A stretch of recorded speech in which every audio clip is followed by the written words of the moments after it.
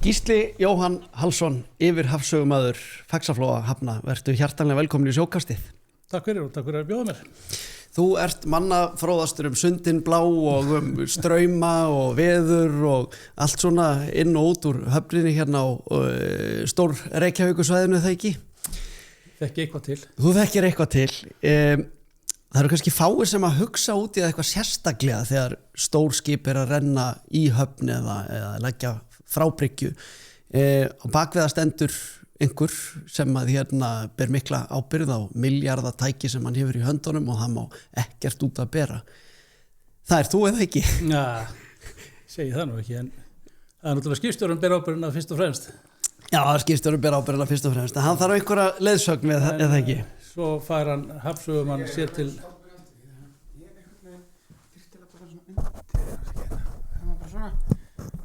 Stefnuvirkur. Já, ok. Er mækin hans eitthvað tæpur eða? Nei, það er bara hann snýri svolítið skringilega þannig að... Já, Stefnum ekki rétt. Ok. Það fór bara í loftið talið sko. Þannig að við byrjum bara á þessu. Við byrjum bara alveg frá byrjun. Já. Það var bara sama ræðan. Gísli Jóhann Hallsson, yfirhafsögumaður Faxaflóa hafna, vertu hjartanlega velkomin í sjókastið. Já, takk fyrir að bjóða mér. Já, bara gaman að fá þig. Mér langaði til þess að fræðastu manni sem að hérna þarf að vera alveg með sundin blá og straumana og veðrið á tæru. Af því að sko þegar leikmaður er niður á bryggju og horfir á stórt skip renna annarkvort inn eða út úr höfn, þá veltir maður kannski ekkert allt of mikið fyrir sér sko hvað gengur á. Það er væntanlega einhver sem að hefur í höndunum milljarðatæki sem að hérna, það sem ekkert má út að bera. Og þá stendur venjulega hafsögumaður á palli og tryggir að allt fari vel fram með það ekki? Jó, mikið rétt. Það er náttúrulega skipstjórinn sem ber ábyrgðina en hafsögumann er honum til leiðsagnar. Akkurat. Og ráðgjafar. En svona áður en við förum í hérna skipin og hafsöguna, hver er maðurinn á bakvið djópið? Ég er fæddur og uppalinn í Reykjavík, í Breiðholtinu, Hólunum. Já. Og svo eitthvað dutta í körfubolta í gamla daga og ætlaði að vera kokkur. Og ætlaði að vera kokkur, ætlaði ekki að vera atvinnumaður í körfu eða? Nei, það var nú ekki á stefnuskránni þá. En ég fór matvælas í FP. Já. Ég held ég eftir eina önn í stúdent þar. Ok. Ákvað svo að fara í stýrimannaskólan. Skiptir úr, við hefum þessa sameiginlegu sögu þá, skiptir úr hérna upphaflegu stefnunni yfir í stýrimannaskólan. Já. Og hvað réði því? Ég hafði verið að leysa sem hafnavörður hjá höfninni, Reykjavíkurhöfn. Byrjaði þar 89 að leysa á sumrin. Hvað ertu gamall þá? Hvenær ertu fæddur? 73, ég var 16 ára, var reynda fyrsta sumarið í Viðarsdeildinni, Bækistunni og svo byrjaði hérna 90 í hafnaþjónustinni sem hafnavörður og var öll sumur þar meira og minna fram að stýrimannaskóla nema ég sildi á sumrin með ég var í skólanum. Ætlar að afhjúpa það núna að þú férst þetta bara beint í æði þegar ekki, í blóðinu? Jú. Pabbi var skipstjóri og hafsögumaður og síðar öryggisfulltrúi í Reykjavíkurhafnar, sá mengunarvarnir og öryggismál. Já. Þannig að þetta er alveg hérna þér í blóðborið að þannig, þú ert bara alin upp.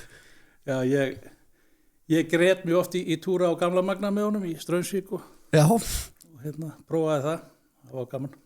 Prófaður sem að fara með honum siglinga bara sem smá polli eða? Já. Á Magna sem er núna safnskip. Var þetta eitthvað sem þið langaði rosalega að fara með í eða? Já. Það var ekki þannig að mamma þín bara hann vantaði að losna við þess á heimilinu? Nei, þetta var beint frá hjartanu. Það var beint frá hjartanu. Já. En í miðiltíðinni gerist það hérna fröðuðt barn og langaði til þess að fara með pappa í þessar siglingar. Þá langaði að vera kokkur. Hvað olli því? Já, mamma er húsmæðrakennari og hérna hún aðstóði oft við veislur svona utan vinnu og hérna ég reyndar vann hún í tilraunaldur sem mjólkursannsóknar og hún fekk mér til að hjálpa sér við aðalfund mjólkursannsóknar í gamla daga. Ég var þar mörg ár ásamt frænda mínu sem er kokkur og þannig kannski kveiknaði áhuginn. Mamma er náttúrulega, ég þekki hann aðeins, hún er stór og mikill karakter þannig að það var ekkert síður fyrirmynd í henni einmitt að þetta í fótspor hennar. Já, passar. En svo tókaði segiru eftir ykkur tíma þannig á matvælabrautinni að fara í stýrimannaskóla. Já, eftir að vera í aflýsingum á sömurinn sem hafnavörður. Þá var maður mikið að spá og spekula hvernig skipstjórar voru að mannvera og hafði mikið áhuga á því. Já. Og einhvern veginn spilast þetta þannig að áhugin lendi þarna minni meira, eða meiri áhugi þar. Já. En þú ferð þá í stýrimannaskólan með það fyrir svona hugskotssjónum að þú eigir eftir að verða starfa hjá höfninni eða? Já, það var nú alltaf planið. Það var alltaf planið. Það er hérna sko já, ég segi það er nú kannski ekki margir sem að sko fara í stýrimannaskólan með það í huga, ekki nema kannski einmitt hafi þetta svona úr familjunni, menn kannski hérna, ég fór í stýrimannaskólan sjálfur af því að ég sá fyrir mér í einhverju svona romantískri hillingu fjarlægri framtíð að ég myndi vera á skemmtiferðaskipi með einhverju snekkjum eitthvað niður í Karabíska hafinu og svo áttaði mér enda setna á því að það er svona með verri launum sem að eru í þeim bransanum sko og aðbúnaður og vinnuskylda, það er ekki alveg upp á ekki svona manneskjulegasta og þá er það yfirleitt þannig að einmitt ferlið hjá þeim sem að fara á höfninu, er það ekki rétt skilið hjá mig, það er frekar að menn öðlist reynslu annar staðar og færi sér svo í hafnarþjónustu? Jó, ég kannski sigldi á móti straumnum í því tilliti, en hérna, jú, það er mikið rétt. Ég var á sjónum aðeins sjöinskip og hérna náði mér í siglingatíma og hérna svo reyndar orsakast að óvænt að ég enda í höfninni og er búin að vera náttúrulega það síðan 2004 núna alveg streitt. Ég fekk hringingu þar sem því að það voru veikindi og hérna, þeir voru í vandræðum, en ég hafði verið að leysa af sömurinn áður. Já. Þannig kom það til að maður fór á höfnir svona snemma, maður hefði kannski siglt lengur. Já, en þú varst búin að prófa þá fraktsiglingar og já. Ekkert hérna þvælst út á fiskiskip? Nei, alveg laus við það. Alveg laus við það.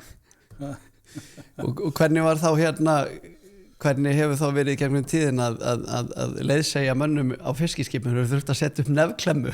Nei, það er minnsta mál. Já, hérna hvernig er svona, ef þú hjálpað mér að skilja hugarheim og bara svona vinnu fyrirkomulag þeirra sem starfa í höfninni, það eru, þú ert með einhverja sem eru hafsögumenn og þú ert með einhverja sem eru bara almenni skipstjórar og svo ertu með starfsmenn sem eru í endunum og með vélstjóra og eitthvað svona. Hvernig verður maður hafsögumaður og hvernig skiptist þetta svona milli þessi hlutverk? Á vöktunum í dag erum við með hafsögumenn, skipstjóra, vélstjóra og hafnarverði. Við ráðum í stöðu hafsögumanns og ráðum í stöðu skipstjóra en það þarf sama prófið, það er skipstjórnarpróf. En til þess að fá réttindi hafsögumanns og leiðsögumanns í rauninni þarf annarstigs skipstjórnarpróf sem er hvað sé... Já, ætla heiti ekki sé í dag eða eitthvað. Já. Og hérna sækjur hafsöguskírteini eftir að hafa fengið frá viðkomandi höfn staðfestingu á að þú sért ráðinn hjá hafninni og það sé mælt með því að þú fáir skírteini hafsögumanns. Þetta var að vel kunnur staðháttum. Já. Er eitthvað svona x fjöldi skipta sem þú þarfst að hafa siglt inn og út úr höfninni eða? Nei, við höfum nú verið gegnum tíðina aftarlega á merinni, það skal bara viðkynnast. Við höfum ekki verið með eitthvað nákvæmt bókald á það. Viðkomandi hafur farið með reyndun lóðsum eða lóðsum á vakt bara með þeim í skip og öðlast þannig þekkingu í eitthvað next tíma og svo að þegar það er metið þannig að við komum til sér hæfur til að fara sjálfur, þá er það bara ákvörðun. En við höfum nú verið að reyna að pjakka okkur áfram í þjálfunarmálum og eigum eftir töluvert í því núna hérna, í framhaldinu líka. Já, þú segir sko aftarlega á merinni, er þetta ekki svolítið bara svona, þetta er rosalega misjant eftir höfnum, er ekki svolítið höfnum í sjálfvald sett hvaða kröfur þar gera og... Jó, í rauninni er þetta bara þetta, höfnin góðkennir viðkomandi og gefur út yfirlýsingu að viðkomandi, að þessi mælt með því að viðkomandi fái skírteini og með það fer hann til samgöngustofu og fær skírteini. Ég af því að ég nefndi þannig með skemmtiferðaskipin og kaupið, það var eitt sem ég komst að þegar ég var tiltölulega ungur ábygglega ennþá í stýrimannaskólanum að svona með hærra kaupi sem þú getur haft af stýrimennsku í heiminum, það er að vera hafsögumaður í annarkvort Boston eða Panamaskurði. Ég man ekki hvort það voru sko $500 á ári í svörtum peningu sko í Panama og það áhugaverða eins og við Boston, það er að svipað eins og hérna með Faxaflóhafnir, þetta er bara allt innan sömu fjölskyldunar. Já. Eru fleiri úr familíunni sem eru þinni fjölskyldu sem eru hjá Faxaflóhafnum? Eða varst þú sá eini sem að reyndar strákurinn minn að vinna hjá okkur. Hann er, já, ok, þú ert að viðhalda þessu. Hann er sem sagt fjórði ætliður að við var hafnarstjóri og svo er pabbi sem var. Já, afiðin var líka hafnarstjóri. Hann hefur verið hafnarstjóri í allt annar höfn heldur en Faxafló eða Reykjavíkurhöfnir í dag. Hann var Reykjavíkurhöfn. Já. Var hætti 89. Má ég tekka á því hvort þá geti frætt mig um sögu hafnarinnar svolítið, þú veist? Ó, Jesús. Sko, ég sigli stundum á sumrin sundin á litlum bát og þegar maður siglir fyrir austurenda Viðeyjar, þar sér maður gamlan hlaðin viðlögukanti að þannig, eða eiginlega ekki viðlögukant heldur svona bara, já, einhvers konar hafnarmannvirki og þar var milljónafélagið það ekki að leggja upp, við erum að tala um fyrir 100 árum síðan, af því að Reykjavík var í sjálfsögur ekkert náttúrulega góð höfn. Er ekki getur þú hjálpað mér ertu mjög sögufróður þetta? Nei, ég ætla nú ekki að gefa mig út fyrir það. Nei. Eða bara þvert á móti. En hún er búin að taka miklum breytingum höfnin, eða ekki? Jú, heilmiklum. Bæði gamla höfnin og svo inn frá, inn í Sundahöfn. Já. Töluvert. Þegar ég byrjaði þarna 89 eða 90, að þá var miðbækkin ekki það sem hann er í dag. Nei. Ég man eftir að þegar hann var mun nær Hafnarhúsinu heldur hann er í dag. Já, það er sem sagt komið tölver landfylling þar. Já. Það er það. Og já, Grandin hefur breyst líka þólugu. Það er náttúrulega, það er nú ekki nema svona 15 ár cirka, þessum að Grandabryggja og Grandabakki voru færð út nokkra metra, bara til að endurnýja stálþýlu og annað. Já. Vesturbökturinn orðin önnur en hún var. Þarna var Daníelslippur í gamla daga og alveg fram til aldamóti eða eitthvað slís. Þannig að það er nú ýmislegt breyst. Norðurgarðurinn hefur lengst frá því sem það var. Helming cirka. Hann er komið nær Hafnarkjaftinum heldur en það var. Akkurát. Þannig að það er svona ýmislegt. Og innfrá inn í Sundahöfn hefur náttúrulega frá 1970 segjum, það er búið að breyta landslæginu þar heldur betur. Já, það er nú bara svona þetta var náttúrulega gámaskipahöfn þegar ég var lítill en það var eiginlega bara þannig á smá bletti með hvað hún er orðin í dag. Já. En hlutverki hefur líka breyst svolítið svona í þinni starfstíð hjá höfninni þá hefur ábyggilega séð svolítið áherslu breytingar það sem að er og þvælast inn kannski líka svona pólitíska skoðanir á því hvert hlutverk hafnarinnar á að vera, eða ekki? Jú. Nú svona síðustu árum hefur fókusin kannski meira komið yfir í skemmtiferðaskipin. Já. Og svo sem ekki ástæðulausu, þetta er orðið 26% að tekjum hafnarinnar, það er skemmtiferðaskipin. Já. Þannig að það er umtalsvert. Ég man að fyrir svona 15, ekki lengra síðan, þá voru þetta svona 5-7%. Já. Þannig að þetta er stökkbreyst á sig. Þetta hefur stökkbreyst, en það hefur væntanlega þurft að fjárfesta töluvert líka í innviðum til þess að taka móti þessum. Jú, vissulega. Já. bryggjur og núna erum við að taka bara á mánudaginn næsta, erum við að taka í notkun nýja farþegamiðstöð. Já. Fyrsta alþjóðlega farþegamiðstöðin í höfuðstaðnum. Já, það er þannig. Býtu, hvað segirðu? Fyrsta alþjóðlega, ég hef nú alveg séð einhverja farþegamiðstöðar, eða svona. Já, ég meina við erum innanlandsflugvöll og við erum með BSI sem er þá domestic. Já, innanlands. En við erum að sýsla með farþegar sem koma utanfrá. Já, þegar mikið farþegarskipti sem eiga sér stað hérna. Já. Þannig að það er mikið framöndan og búið að vera svo sem mikið í kringum þetta síðustu ár. Það sé byggingu farþegamiðstöðar og móttöku á þessum skipum því að það er náttúrulega skipakomandan hafa aukist umtalsvert á síðustu árum og ekki síst farþegarskiptin. Hvernig hefur verið þá hefur ekki verið smá áskorun að taka við þessum aukna straumi? Skemmti fyrir að skipa án þess að vera með innviðina klára og án þess að vera með farþegamiðstöð og... Jú. Við byrjum á farþegarskiptum cirka 2012 á litlu farþegarskipunum niður í Gömluhöfninni og er þá bara með farþega upp í svona 250-300. Það eru skipin frönsku sem hafa verið í hringsiglingum Kunnard eða hvað hann heitir? Ponant, akkurat. Jú, það byrjar 2012 cirka og þá vorum við að fá bara örfá 1000 farþega í farþegarskipti. Í dag er þetta einhver 150.000 rólega. Já. Því að það gerist 2023 ef maður rétt. Þá kemur Norwegian skipafélagið þau nálgast okkur 2022 að fá að gefa nýju skipi sem þau voru að fá úr smíðum árið eftir 2023 og að gefa þeir nafn í Reykjavík. Já. Og hefja farþegarskipti.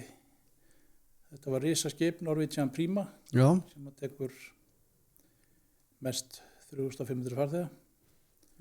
Og það er víkt sem sagt eða þannig að svona kristinning. Já, kristinning, já. Og það var gert og með pomp og prakt. Og brotnaði flaskan? Hún brotnaði og allt fór vel fram. Já. En í kjölfarið þá hófust þessi stóru farþegarskipti með svona marga farþega. Já. Við höfðum mest verið með farþegarskip eða skemmtiferðarskip sem var með svona 1000 farþega. Og það hafði verið gert einu sinni að tvisvar inn í Sundahöfn. Já. Þannig að þá eiginlega voru góður á dýr hvernig við myndum leysa það og úr var að við leigðum tjöld frá Hollandi, alveg risatjöld. Já. Og lögðum mikla við nýja skipaligja og þetta tókst alveg með bara miklu mágjötum. Og hvað fer fram inn í þessu tjöldum? Er þetta bara svona svo öryggisleiti út á flugvelli eða? Já, þetta er eins og flugvöllur mínus fríhöfn. Mínus fríhöfn, af því að hún er borðið í skipinu? Já, og reyndar er það eiginlega bara pólicy og við erum ekki með fríhöfn í nýju farþegarmiðstöðinni þó við höfum verið að byggja.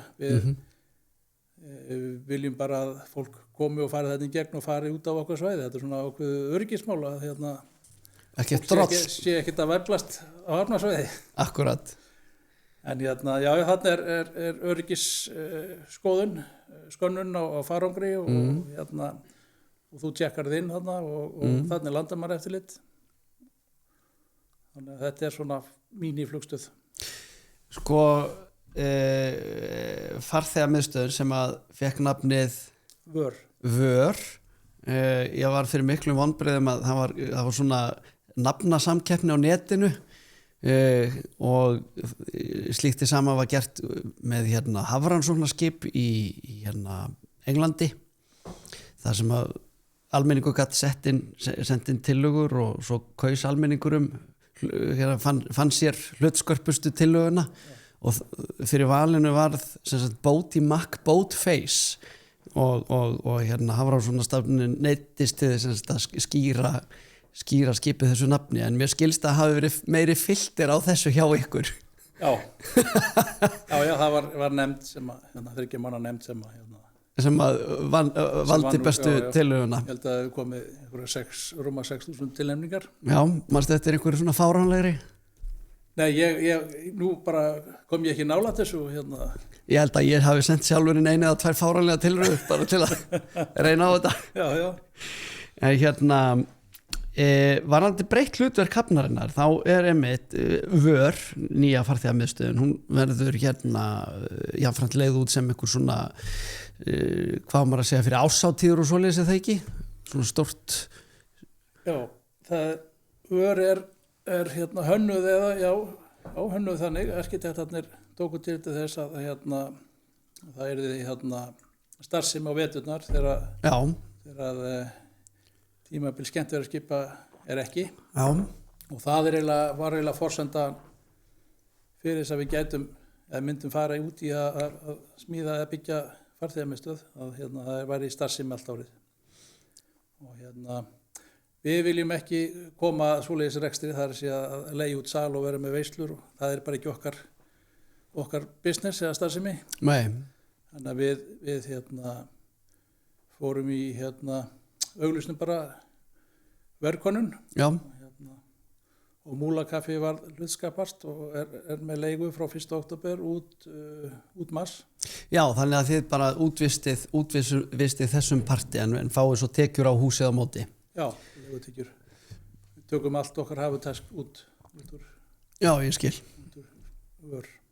En þetta er hérna svolítið áhugavert. Þetta hefur verið í þó nokkuð tíma sem að höfnin er ekki bara höfn. Það er svona það sem að ég er að reyna einhvern veginn að koma inn á að sko í þessum hefðbundna skilningi að höfn sé bara sko að taka á móti endum, binda skip, löndun og þar fram eftir göttunum. Þá eru svona fleiri þættir sem að höfnin hefur verið að meiri umsvif.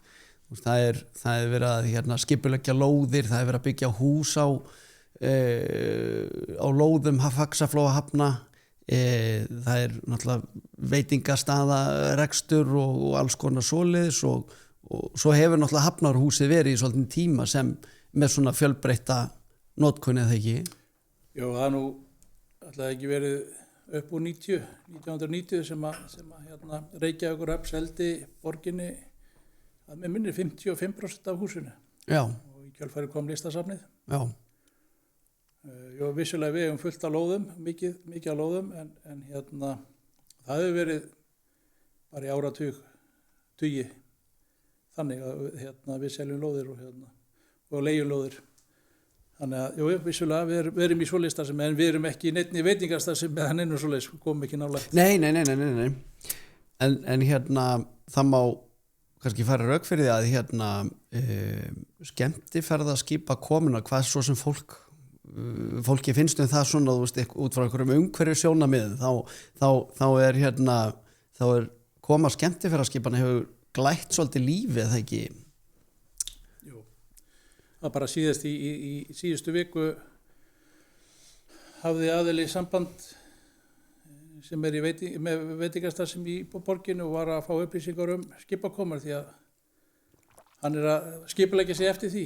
Þannig að það greinilega hefur áhrif á innviði hérna í veitingageranum og við veitum alveg klárlega að hérna þetta hefur áhrif á flug og hótel. Það er einhvern blöður með það að fletta. Einhvern tímann vorum við að reikna fyrir 2024 að mig minnir og það reiknast okkur til að farþegar í farþegarskiptum í Reykjavík hefðu fyllt eitthvað 800 farþegaþotur á því ári. Já. Þannig að þetta er umtalsvert. Ég man ekki hvað marga tugi gisti nátta samkvæmt könnun. Já, þegar þeir sem að hafa farþegar er að sagt, fara af skipið að koma til skips væntanlega þurfa að gista einu að 2 nætur eða eitthvað. Já, meðaltalið er að minni 2,13 nætur. Já, fyrir hvern einasta farþega. Já, það er eitthvað í kassan. Já. En svona breytingin á höfninni á þinni starfsæmi sem að er núna komin á 4. áratug, er það ekki? Já. Er sjokk að heyra þetta. En hérna þegar þú varst að byrja þá er Reykjavíkurhöfn svona sérstaklega gamla höfnin, þetta er rosa mikil fiskiskipahöfn og voru ekki gerðir út á þessum tíma og byggla einhver 200 bátar eða eitthvað og fullt af skipum. Þetta er búið að breytast, mikil samþjöppun eða ekki? Mikil samþjöppun, jú. Og já, landsliðið breyst, komin harpa og Faxaskóli var hérna í Galanda. Ég sakna þess alveg gríðarlega, ég rendi mér á hjólabretti og á topnum. Já. Þannig að jú, þetta er bara gjörbreyst. Farin að koma meira af snekkjum þó að það sé svona svolítið rokkandi og maður átti sig ekki alveg á svona hvernig sá markaðar fungerar. Nei. Eyjagarður er komin, áður fyrir voru olíuskipin sett í baujur, í múrningar og slanga í sjónum og dælt upp sko. Já. Nú er komin olíubryggja sem að öll skipin fara upp að. Það voru bæði múrningar úti í Öfussi og inn í Laugarnesi það sem Ólís var Galanda. Já. Þannig að þetta er gjörbreyst. En er alltaf skilningur, ég upplifa allan að það sé ekki alltaf skilningur hjá öllum stjórnmálamennum fyrir hlutverki hafnarinnar, þú veist, annars slagið hefur maður heyrt svona hreinlega bara, við ekki hætta með þetta rugl hérna í Reykjavík og höfnin á nú bara að vera eitthvað svona krútlegt og bara fatta á búðir og restaurantar og sendum þetta allt til Þorlákshafnar. Já. Þú hefur alveg upplifað þessa stemningu svona af og til, er það ekki? Já, það er svona í þess átt. Þorlákshafn er bara fín viðbót og bara mjög gott að fá samkeppni, ekkert að því. Við forðumst þann ekkert. En það er svona, ég finnst stundum þetta að vera svolítið á villigötum. Ég sé ekki alveg hvernig það er minni mengun að trukka öllu hérna í höfuðstaðinn. Nei, það er það ekki. Sigla, ég hef ekki náð því ennþá. Nei, og svo í næsta kastið vera að tala strandsiglingar til þess að spara þjóðvegina, sko. Já, svo það. En hvað er það sem að fær þá þessa pólitíkur sem með þessar hugmyndir? Hvað er það sem að fæða þá til þess að átta sér svo og gefa höfninni frið fyrir að halda áfram með sína starfsemi? Já, það er góð spurning. Það er nátt að svara sjálfsögðu, segja efnahagsreikningur Faxaflóahafna. Já, hann er traustur, hefur raunin alltaf verið og Reykjavíkur hafna þar á undan. Það har alltaf verið traust. En ég er ekki alveg að ná þessu Þorlákshafnardæmi. Þó ég bara fagni samkeppnina en að trukka öllu gegnum þrengslin, ég bara næði því ekki. Nei. Og ég hef ekki séð neinar tölulega staðrendir í því, einhverja mengunarstaðrendir. Nei, það er rétt. En það er sem sagt, það er meiri friður núna, eða það ekki, fyrir því að því að svona mín magatilfinning er svo að fyrir kannski svona 10-15 ára síðan, kannski rétt eftir hrun hafi verið einhvern veginn svona stemningin að breyta allri gömlu höfnin í eitthvað svona rómantískan áfangastað og reiðja starfsemi burt. Já. En það hangir svolítið með því að sé einhver starfsemi líka á höfnin til að horfa á. Slippurinn er attraksjón. Það er það sem að ég hef heyrt eins og með hóteli að það vinsældir hótelsins sem að var Icelandair hótel hana. Já. Er það ekki partur að berja núna í dag eða eitthvað? Vinsældirnar byggðust á því að geta farið út og fylgst með einhverju starfsemi, fylgst með því að var verið að hala upp þannig skip sem var málað og... Já. En nú er hefur maður svona heyrt að það er svona kannski þetta hefur svolítið snúist við, Slippurinn átt að fara en þeir náttúrulega vildu ríkhaldi í að vera því að þetta var þeirra starfsemi þarna á þessu svæði og gátt eitt annað farið, það kostar heilmikla peninga. En nú er bara spurning hvort að Slippurinn vilji vera. Þeir eru að sprauta skip og það ýrist yfir bíla, þeir þurfa að vera bara með bónar í fullu starfi og tíðum þannig að þetta eru svolítið önnögt líka. Já, það er svolítið að þeim. Það fara að þrengja að þeim líka, já. En ég farið að þrengja að því þú veist eins og athafnasvæði Brims, er það ekki alveg svona nokkuð í friði? Sko vona það. Jú. Það eru alveg hugmyndir að hvernig við getum bætt það líka. Það hefur alveg verið viðrað, svona lauslega, en ekkert ekkert fast í hendi í planeringu. Það svona, þetta huglega vinna í gangi. Ég skil. Hafið þið fengið bágt fyrir að hérna hjá höfnina ræsa vel að seint á kvöldin og vera að vekja hótelgesti?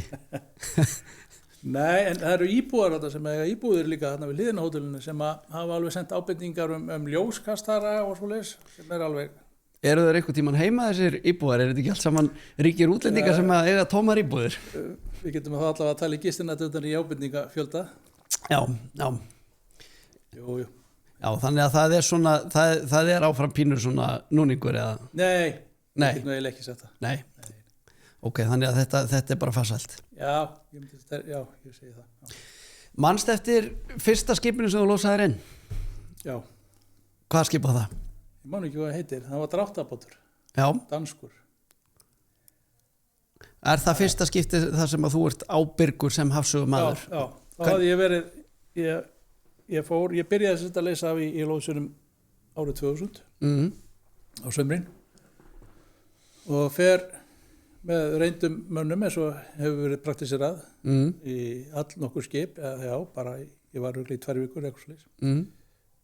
Og svo kemur að fyrsta skipinu, þá var þetta dráttabátur með skítarör kallað, rör sem er tengt við núna yfir dælu, reisistöð veitna. Já, ok. Eru leiðin í Gufunes.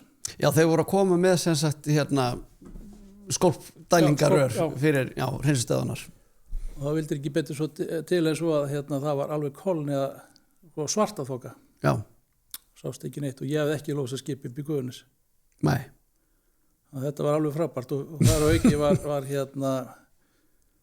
ekki mikið plottar í þessum ágættabót. Það var eitt túðurradar. Já, hvað varstu gamall hana? Árið 2000. Já. Ég hef verið 27 ára. Ok. Þannig, og skipstjórinn væntanlega borðið eitthvað eldri en þú og svona? Já.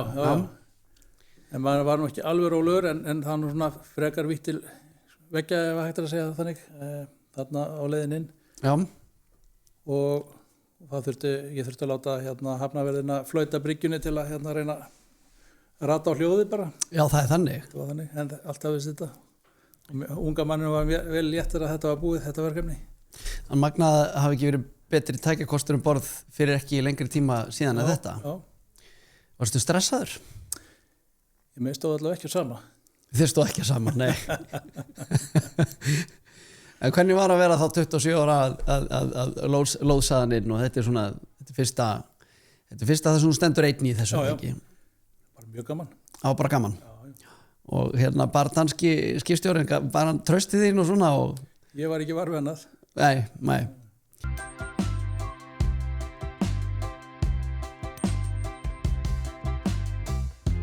Hafðu heppnina með þér alla 50 daga.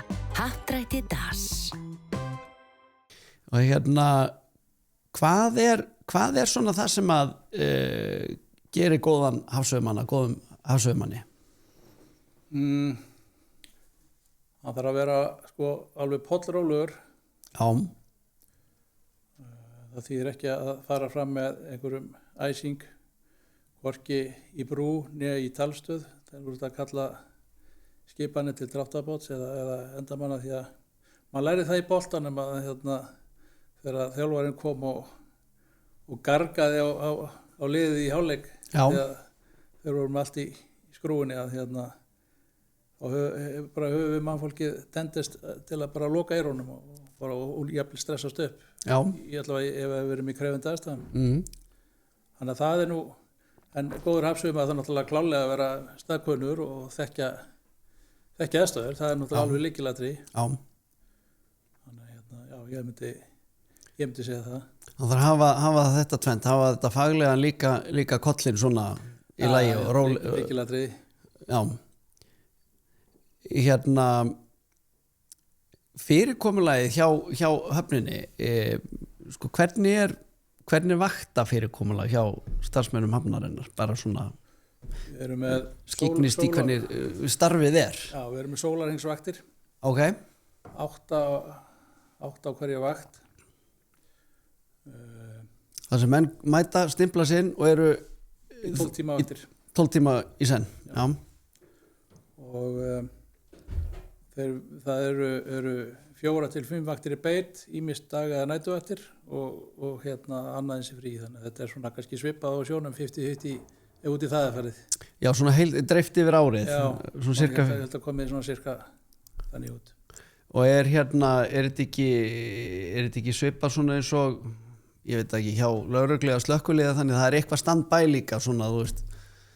Við höfum ekki verið með bakvaktir nema á viktunum hjá okkur. Nei, ég meina þá kannski frekar sko þegar þú ert á vakt, þá ertu eitthvað upp í kaffiskúri eða þannig. Já, þá ertu, já. Þeir eru með starfsaðstöð í Hafnarhúsinu. Og við uppábúin rúm með það ekki? Jú. Já, þannig að það er á... Svona sambarlegt og er hjá slökkviliðinu. Já. Þannig að ef það er ekkert að vera, þá eru menn bara á síma og talstöðavakt á nóttinni. Já. Á daginn eru menn svona í viðhaldi og ýmsum verkefnum. En svona á nóttinni þá er þetta að flega sér ef það er rólegt. Nema kannski á sömurinn þegar stríður strömmur og skemmtifaraskip, þá gengur svolítið á eða ekki? Já, það getur verið svona handagangur. Þá það lítið að skiptum á beddunum. Já.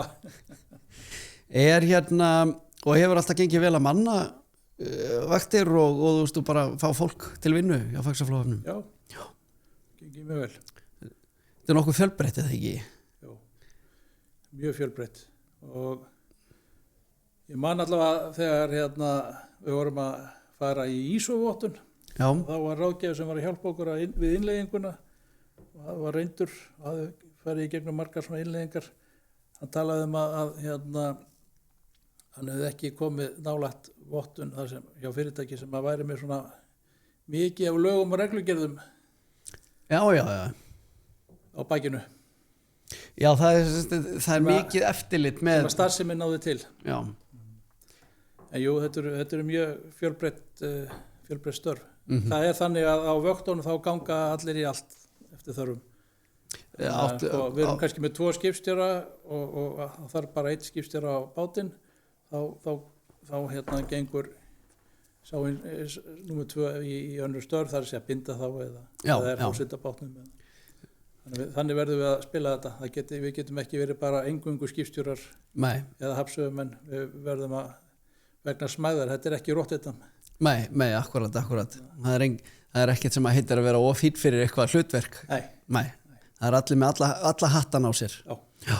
En vélstjórarnir, eru þeir stikkfríi frá því að binda? Nei, þetta á við alla, sko. Þetta á við alla? Já. Það er gaman að þessu. Hvernig er það þegar sko eins og segi, sko skipstjórinn er alltaf svona á endanum, hann er ábyrgur. Já. Hvernig er það, þú hefur ábyggilega lent í því að hafsögumanni og skipstjóra greini á hvernig eigi að sigla inn, leggja að eitthvað?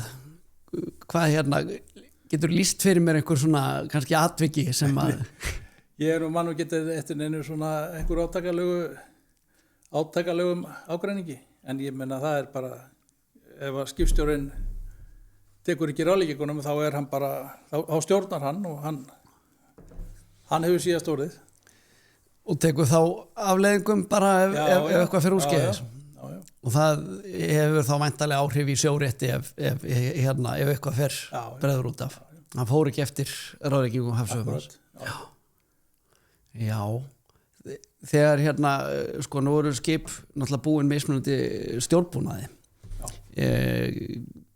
Sko hversu oft er það þannig að hafsögumaður mætir borð og tekur við stjórnskips og er það ekki mjög sjaldgæft? Er það ekki yfirleitt að hann stendur og fylgist með þeim sem er vanur að stýra skipinu? Jú, þetta fer þannig fram að hafsögumaður fer með skipstjóra yfir bara við komum í brú á Stjórnvöld. Já. Þá farið við hvar á að leggjast og hvernig menn sjá fyrir sér að gera það. Já. Hvort þú snúur í bak eða stjóri eða hvor síðan að og djúprist og allir svona praktísk atriði. Og svo er það bara skipstjórans að ákveða hvort hann vilja hafsögumanni sigli inn eða hvort hann gerir það sjálfur. Það var algengt, nú voru svo langt sen ég hef farið í skip sjálfur, að var algengt í skemmtaraskipunum að hafsögumaðurinn sigldi inn undir svona Laugarnes og þar tók skipstjórinn við stjórninni. Okay. Og mann var skipið upp á bryggju. En svo eins og með súrálskipin og Grundartanga mjög algengt að og eiginlega bara nánast algilt að þeir fela hafsauðumannunum stjórnina því að það er notaðir þeir dráttabátar yfirleitt tengdir og það er hafsauðumannin sem að stjórna þeim. Þannig að það er svona, þetta er ýmist. Það er ýmist. En hafsauðumenn eiga ekki að fara í græjurnar og vera á telegrafinu eða stýrinu. Nei. Þeir eiga að gefa stjórnskipanir. Ég skil.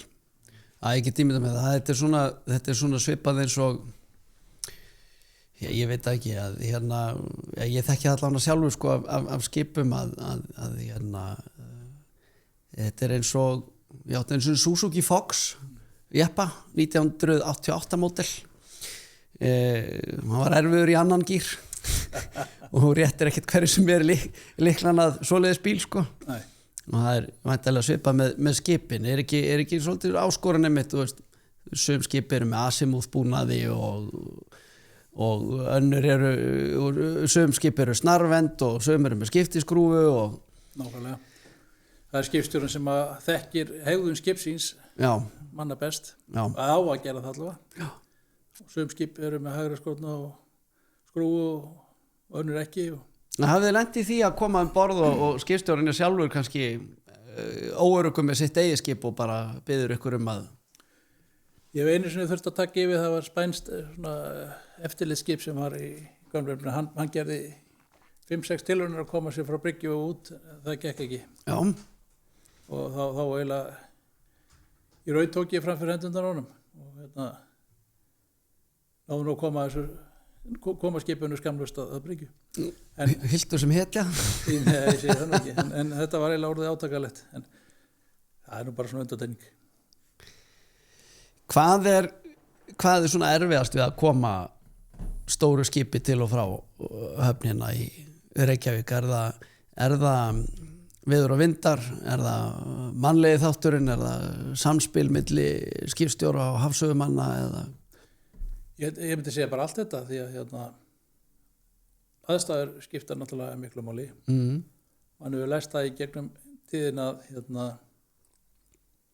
að í sól og blíðu og falluðu veðri það sem er bara engin vindur þá er meira hætta á að verði slys heldur en ekki. Þegar mann var á kæralausir? Já, nákvæmlega. Þegar þú ert að koma og það er einhver kalda skítur eða ábræla, vindur, mikill vindur og þá eru menn á tánum og þeir eru komnir í gírinn og eru í gírnum alveg að bryggju. Það eru nokkur ár síðan að var skemmtiferðaskip hætt komið mitt bara rétt við Viðey, það ekki? Jú. Og það er Rjómablíðu? Í Rjómablíðu, nei. Það var suðvestan 20 og 30 metrar á þeim tíma. Ok, allt annað en Rjómablíða? Já. Þar hafði hafsauðurinn til dæmis ráðlagt skipstjóra að halda ekki úr höfn. En skipstjórinn taldi sig ekki geta verið lengur í höfn vegna þess að tankarými var ekki nægilegt til að liggja til morguns fyrir Grey og Blackwater. Já, fyrir sem sagt, það sem að kemur úr óæðri endanum. Já. Akkurat. Þannig úr var að skipstjóri ákvað að halda í ferð og skipið var nánast það er alveg málíkjum að hvernig það slapp til að það fór ekki upp í Viðey. Munaði ekki bara einhverju metrum þar að Já, á að giska 10 metrum að skipið hefði tekið niðri? Það farið bara í lág klett þarna í Viðey. Já. Það dró með sér baugju 53 metra minni mig. Já. Og baugjan fór einhvern veginn undir skipið en það slappið tjón ólíkindum. Þannig að, þetta var nú eiginlega svona ágætis vink, skulum við segja. Þarna hef ég við svona faglegri þjálfun á hafsauðumönnum. Og í kjölfarið fórum við líka í það að herma allar helstu hafnarastöður okkar, hvort sem það er Reykjavík eða Grundartanga eða Akranesi og settum í kjölfarið veðurviðmið fyrir skip. Já, þannig að núna getur höfnin trompað í raun og veru ef það eru viður aðstæður sem að leyfa hreinlega ekki skipi að. Já, nú bara lokum við höfninni einmitt. Já. Við ákvæmna aðstæður, en þetta er svo sem alltaf mat hverju sinni, það er ekki það, en þetta er svona viðmið. Já. Þannig að hefði geta komið upp eitthvað svona Costa Concordia vesenið ekki, við bara værum ennþá að horfa á. Við varum ennþá að horfa á leifarnar þarna. Leifarnar, já. Svart, já. Einhvers staðar las ég að Costa Concordia hafi kostað í smíðum einhvers staðar í kringu, ég man ekki hvað, 10 milljarða eða eitthvað svolítið dollara, en það kostaði 150 milljarða að losa það. Já. Þannig að það er, og ég veit reynilega ekki hver greiddi reikningi, hvort það var tryggingafélag skipsins að fullu eða hvort það hafi skollið á ítalska ríkinu líka. Já, getur verið. Félagið er allavega til ennþá. Félagið er til ennþá og situr hann ekki ennþá bak við lás og slás kaftinnin. Þegar þú ert í útlöndum með frúnni bara svona í einhverju sólarlandaferð, ertu þá alveg viðþolslaus að komast niður á bryggju að skoða aðstæður? Nei, ég get ekki sagt það. Nei. Það er ekki þannig að þú takir með þitt jobbi hver sem er? Ekki að því leyti, en maður er vakinn og soðin yfir. Já. Fylgist með það sem er að gerast. Sérðu annað þegar þú fer niður á bryggju og þú ert að skoða hvaða tegunda pollum þeir eru með? Alltaf maður horfi ekki aðeins öðru bögu heldur en þessi almenni leikmaður. Já, með data í hug. Svona fyrir utan þetta þessa uppákomið þarna með skemmtiferðaskipi á Viðeyjarsundi, er eitthvað svona eitthvað verkefni, eitthvað aðgerð uppákoma sem svona stendur upp úr? Einhvern veginn er þetta ekki svona bara þegar maður meði sig og maður svona fljótur að gleyma bara. Já. En nei, það verður ekkit alveg lett komið upp á. Þetta er svona þetta alvarlegasta sem svona nýrmisdæmið sem hefur komið upp á. Ég man í eldgamla daga þá fór skemmtiferðaskip sem heitir, það er alltaf ofansjáður í dag, hét Fedor Dostojevski. Já. Hann fór frá Sundabakka sem hét þá, heitir Vatnagarabakki í dag, niður í Einskip. Fer frá og lendir, og þegar hann er búinn að taka hann frá bryggjunni, þá er það mikill vindur og hann lendir utan á að með minni Brúafoss fyrir eitthvað Laxfoss, ekkjuskipinu í Einskip, og munaði engu að Jakinn gamli hefði lent skipið hefði lent á Jakanum. Það vildi bara hann til að hafa kranamaður á bryggjunni sem sá hvað verða vildi. Jakinn sem var dráttabátur? Nei, Jakinn gámakranin. Já, gámakranin, já, ég skil. Kranamaður sem hljóp upp í kranan og náða að trilla honum á sporinu frá, þannig að hann lenti ekki á honum. Já. Þetta er mjög minnist af því að það var hringt, þá var pabbi að leysa af sem yfirásöfumæður og ég fór með honum, við hendustum niður til á öðru 100 og allt í voða. Þetta er svona í minningunni. En varst þú fyrst þú nefndir Fjodor Dostojevski, skólaskútan rússneska Setov, eða ekki, sem að stangaði Krutzenstein. Hvað segirðu? Krutzenstein, fyrirgeðu, já. Krutzenstein, það var ekki Setov, sem að stangaði með bugspjóti og óvígði íslenska herskipaflotan. Já, það er rétt. Varst þú á vakt þá? Ég var ekki á vakt, en ég var á leiðin upp í ég var nú innan bæjar ennþá, en var með kerru aftan í bílum og var að leiða upp í sögumbústað, það var að hringt í mig þá. Þetta eyðilagði fyrir það frí? Nei, það kláraði standa bara. Já, það var næstu búið að stanga skipherran bara, það fór inn hjá honum held ég, eða eitthvað nálægt honum. Já, bugspjóti fór bara inn í Þór, eða ekki, og náðu líka að laska tí. Já. Hvað var hafsögumaður frá ykkur? Hafsögumaður borð, þetta er snarvend. Já, og 100 og eitthvað ára gömul skúta? Já, og virðið sem að skipanu, því að það er skipstjóri sem kalla niður eða það er kallað ofandags niður í vélina, skipanir, og það virðist að eitthvað skólast til og hvað sem að skipstjórinn baðum að bakka þá var sett áfram þannig að því fór sem fór. Því fór sem fór. Menn... Þeir hafa þrættu fyrir þetta en það vildi þannig til að við áttum myndbandsupptökur góðar. Já. Já, sem voru bara teknar úr skrifstofu eða ekki? Já, okkar myndavæla kerfi. Við erum með mikið myndavælum á öllum okkar sveðum. Já. Voru þið látni blása í mæla hérna? Nei. Nei. Það geta verið skrautlegir hérna á þessum skipum. Jú. Hvað gerist í framhaldinu af eins og þessari uppákomu? Var hérna kallið þið til lögreglu eða eitthvað svona til þess að rannsaka þá málið eða? Við kalluðum til lögreglu og það er skýrslutaka. Já. Og eins og framhaldinu fer þetta bara í sitt ferli í gegnum tryggingar. Já. Þannig gerist það. Já. Þannig að þó þetta sé hérna, það er svolítið spaugilegt, þetta er allt saman herskip sko í sínum eiginlega skilningi, þó við séum að tala yfir 100 ára gamla tréskonnortu þarna og... En þessi skónorta er nú fræg, hún hefur lent í allt mörgum svona einhverjum atvikum. Já, svona spaugilegum atvikum. Þetta er svona einhver álög á henni. Já, þetta virðist fylgja stundum sömu skipum. Þegar ég var á herskipun danska sjóhersins, þar vorum við með prótokoll sem að héta að þegar við tókum út í hafsögumanni þá það var hlutverk eins borð að hlaupa niður í bítibúr og sækja ostemeð. Það var bara mjög skýr prótokoll að hafsögumaður kemur borð þá að ná í ostemeð, sem einhver svona ostabakka og eitthvað svona. Er eitthvað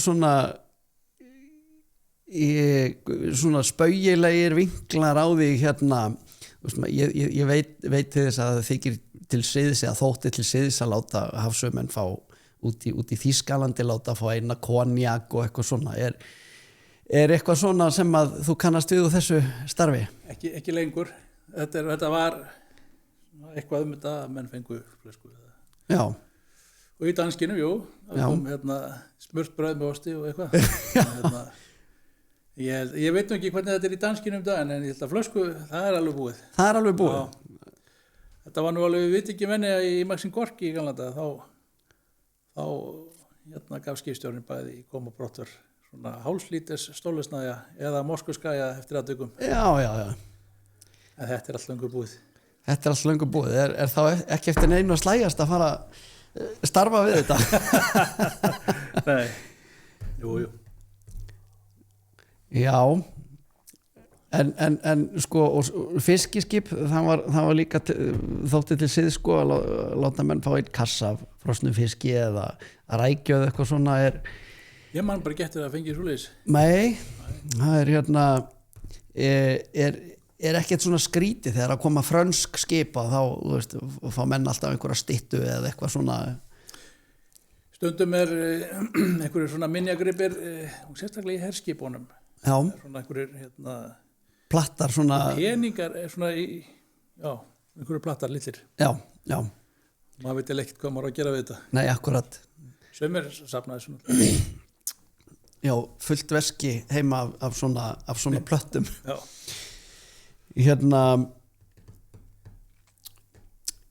Varðandi skemmtiferðaskipin og svona þessa umræði sem hefur verið í gangi í kringu þau og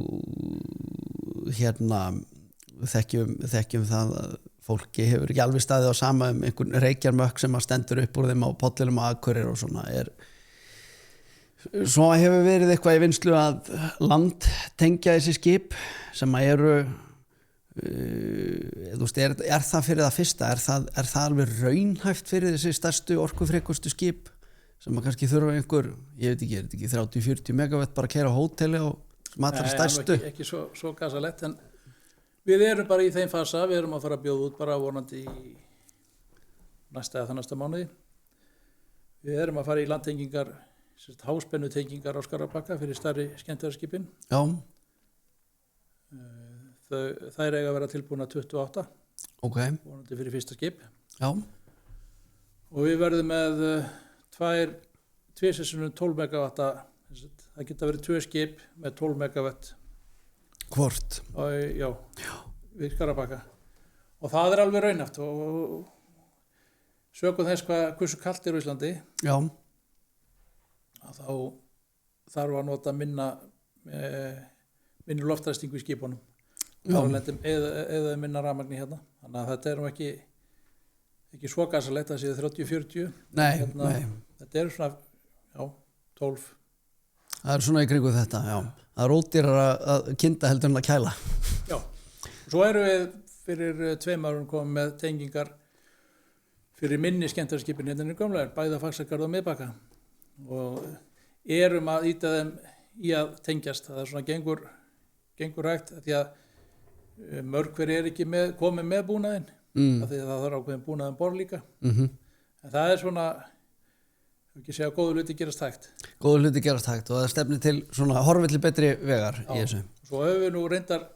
núna síðan í haust fór ég á árlega sýningu í Hamborg Já skemmtiferðaskip útgerða þar sem ég fór hamförum í að bjóða útgerðum frítt heitt vatn í 3 ár Já ef þau myndu tengja heitt vatn inn á ketilinn, bóilerinn Já, það að segja þegar skip koma þau getið þá bara plugga sér beint í heita vatni frá þannig að þá getur þau pluggað í rafmagn og heitt vatn og þá voru það alveg zero emission Já en enginn hefur tengt sig í heitt vatni en þá en ég veit ekki, dropinn hóla steinin aftur Hann dropinn hóla steinin Talandi þetta, þú ferð út til þess að reyna að selja þessa hugmynd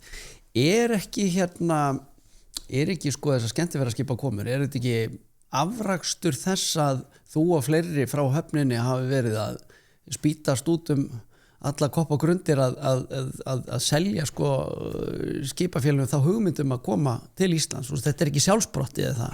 Nei, langt í frá og það mánu segja að það hefur nú hafist þarna upp úr 90 þegar Ágúst Ágústsson var markaðsstjóri í Reykjavíkurhafnar hann byrjaði að fara út og hafnarstjóri á Akureyri fór með honum man rétt byrjaði að sækja þessar sýningar þetta þessu daglega sýningar annars vegar í apríl í Florida að Miami skemmtiferðaskipa sýningar eða þannig þar sem að útgerðar og þjónustaðalar skemmtiferðaskipa koma saman Já og hann vann mjög gott starf og kom eiginlega Íslandi á koppinn myndi ég segja hann svona Dr. Cruise í mínum Já og við höfum haldið áfram að byggja á þeim góða grunni og Ísland hefur verið náttúrulega undanfarinn ár svona, hvað við segja, heitasta stelpuna ballon eða allavega eina af þeim heitustu gengið mjög vel og en það ekki þar með sagt að þó að gangi vel að þá verður að halda tengslunum og það þýðir ekkert að hætta kannski 5 ára að hitta útgerðirnar það gengur aldrei maður verður að slaka þeim inn í konjak á til en það líkilættir að halda góðum tengslum og hafa gott skipulag Já og það sem að fer fram á sýningum ekki síður líka bara port operation svo kallað hvernig þetta fer fram Já, þeir hafa hvað fór úrskeiðir síðast og hvað má betur fara Já, og þeir þurfa að vænta líka að fá svona einhverja trausttilfinningu fyrir því að höfnin sé líka ábyggilur aðili og svo vissulega svona markaðslega erum við að benda á góða flugsamgangur og hótel sem er í smíðum og það er töluverð aukning á hótelrými hérna til 28.9 þannig að við vorum að benda á því að útgerðum á það í vetur kom eiginlega okkur óvart hvað þær vissu lítið svo flugsamgöngur Já, það er þannig Já. Það er eitthvað sem við tókum með okkur úr þeirri ferð og ætlum að halda áfram að ýta þeim Ætli Íslendingar eða höfuborgarbúar séu svona almennt meðvitaðir um svona efnahagslegt mikilvægi hafnarstarfseminnar fyrir þjóðarbúið? Ekki viss. Nei. Það er kannski eitthvað sem að líka hangir á okkur að bumba okkur meira af eða koma skilabúðum út hvað við erum að gera eitt af því sem að var náttúrulega stofnað þannig í kringum þetta Cruise Iceland eða ekki svona til þess að lobbyera fyrir því að þetta sé ekki bara dauð og djöfull. Já, Cruise Iceland var stofnað þarna af þremur mönnum, Ágúst Ágústsson og Pétur Ólafsson og svo Muggi Guðmundur Kristjáns á hafnarstjóri á Ísafirði. Já. Þeir stofnuðu Cruise Iceland og og það er allavega við erum komið það langt allavega og nú er komið starfsmaður Cruise Iceland og sem er mikil framför og af því þetta er töluvert stundum komu oft rangfærslur sem að þurfti að leiðrétta einfallega og það þarf að standa vaktina og breið út fagnarerindið og svo má segja. Já, það þurfa allir að standa vörðum sína hagsmuni, það er alveg rétt en svona maður veldi fyrir sig hvort að fólk sé almennt meðvitað að þetta skili einhver í kassan og svona. Já, ég held að skemmtiferðaskipa með síðar að skemmtiferðaskip séð svo ein loðnuvertíð ári. Já, það er alveg þannig. Já. Erum við í stakk búin til að taka á móti aukin umferð af svona stórum skipum eða erum við komin að einhverju þolmörkum hjá svona, nú er ég hugsa bara inn við hafnarinnar? Við vorum með flestar komur 2024 ef ég maður rétt. Já. Það voru 260 komur eða svo. Já. Núna erum við kominir í ykkur 220. Já. Og lækkar örlítið til 27. Ég myndi telja að þarna þessar svona 250-60 komur væri svona ágætis viðmið fyrir okkur. Já. Allt snýst þetta hvernig þau dreifast. Já, það sé ekki allt í sama mánuðinum. Já, og það er einmitt það sem við höfum verið að benda á. Þau dreifa ferðamennunum meira heldur en kannski flugfarþegar. Já. Og það er mikill fyrirsjáanleiki í fjöldafarþega. Þetta er allt fyrir séð. Þú getur skoða bara hvernig staðan er núna 29 hjá okkur. Já, þú getur séð bara bókarnir á fjöldafarþega langt fram í tíman eða ekki, eða þannig.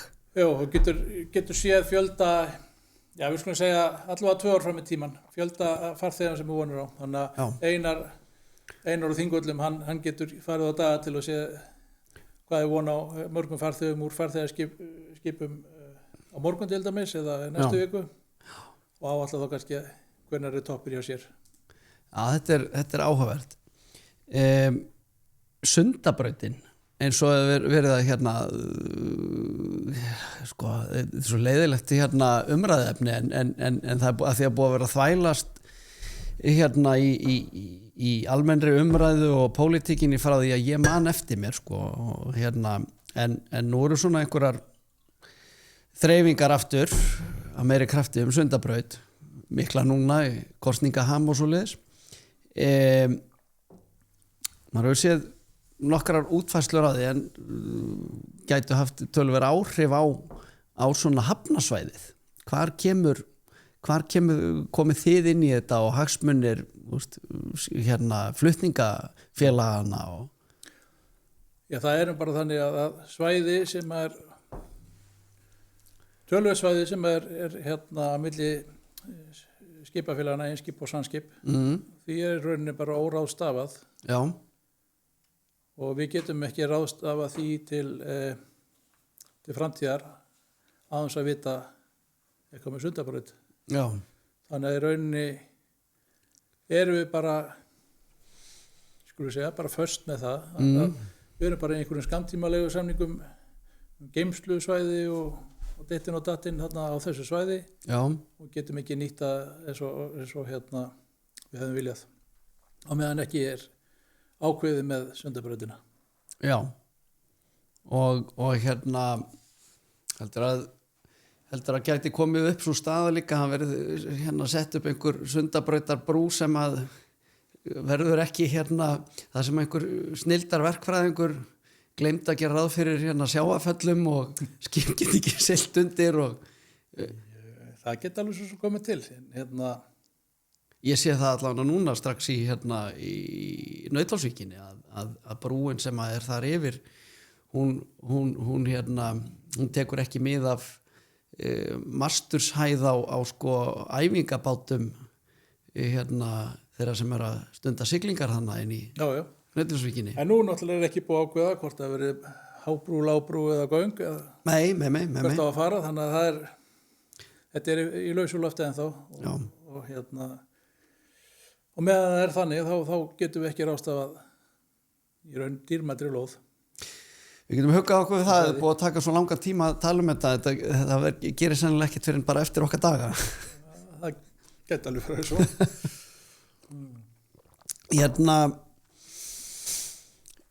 Tækni breytingar á svona þínu starfsferli í eins og lýstir aðan þegar þú varst að sigla inn fyrir ekki löngum tíma síðan, fyrir 26 árum þú varst að sigla inn með Danan þarna inn í Gufunes og þú þurfti svolítið næstuði bara smakka sjó og hlusta á bjöllur í landi. Er þetta búið að gelda eitthvað starfið? Er tæknin það mikil núna í dag að það svona tekur í burt þessa sjómanns tilfinningu? Nei, það myndi nú kannski ekki segja. Nei. En vissulega eru komin tæki og búnaði sem að auðvelda mönnum starfið. Já. En þú eru að þekkja grunninn. Maður verður að þekkja grunninn. Er það ekki lykilatriði? Það er lykilatrið. Það er þú verður að kunna stingi í kortið og þú getur notað rafrænan plotter. Já. Sérstaklega rafræni plotterinn ef hann klikkar sko. Já. Svona að lokum er hvernig sérðu fyrir þér framtíð Faxaflóa hafna svona næstu 20 árin? Verður meiri, minni iðnaður, minni flutningar? Ég vænti nú þess að það verði yfir meiri flutningar. Tala ekki ef við fáum að ráðstafa okkar svæðið þarna. Sundabrautasvæðinu. Já. Þá var þetta að bjóða fleirum að koma. Jafnvel, ef það er ákveðið. Svo Grundartangasvæði sem er ennþá í stöðuru þróun og fyrirtæki sem hafa huga á að koma þangað. Þannig að við það eykst klárlega flutningur. Og varandi þjónustu, við erum að þjónusta Straumsvík og Helguvík og olíustöðin í Hvalfirði og Já, afsaki, við komum ekki alveg nógu mikið inn á það að þeir eru náttúrulega með Grundartanga. Ég segi Grundartanga, þeir eru með Helguvík, Straumsvík, eru þið ekki með Akranes líka? Við erum Akranes og olíustöðin inn í Hvalfjarðarbotni. Já. Við erum með hafsugu og dráttabáta þjónustu þar og erum með dráttabáta þjónustu við Straumsvík og Helguvík. En svo náttúrulega bara Grundartangi og Akranes eru okkar hafnir og við sinnum þeim að sjálfsögðu. Og pínu óskrifa blað hana í Helguvík, það gæti orðið eitthvað vöxtur í komu grárra skipa þar einhvern tímann? Já, þetta gengur eftir, þessi plön. Já. Vissulega. Já, þetta er spennandi, þannig að það er stöðu þróun, stöðu vöxtur hjá Faxaflóahöfnum. Já. Og þú stendur þannig brúni sem yfirhafsögumaður. Já. Gísli, það var frábært að fá að kafa svolítið í þennan heim hafnarinnar. Þetta er svona, eins og ég segi, leikmaður stendur niður á bryggju sér skip koma og fara. Já. En það eru mörg handtök og ýmislegt sem það er að spá í sem liggur hann að baki. Já. Takk kærlega fyrir komuna í Sjókastið. Takk fyrir mig.